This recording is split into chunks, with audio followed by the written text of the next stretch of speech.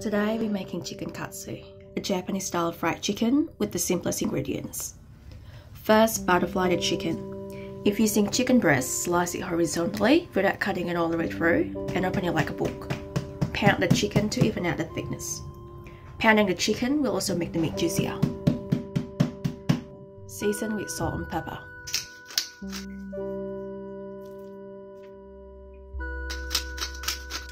I added a bit of water to loosen up the eggs mixture for coating. I also used plain flour and panko breadcrumbs. Coat the chicken with egg, flour, then egg again, then panko breadcrumbs. The panko breadcrumbs is important here. It absorbs less oil and crunchier than normal breadcrumbs. Deep fry the chicken for 3 to 4 minutes, flip it, and fry again for another 2 to 4 minutes. The chicken katsu should look brown and crispy like this. Serve with tonkatsu sauce, a mixture of ketchup, Worcestershire sauce, oyster and sugar.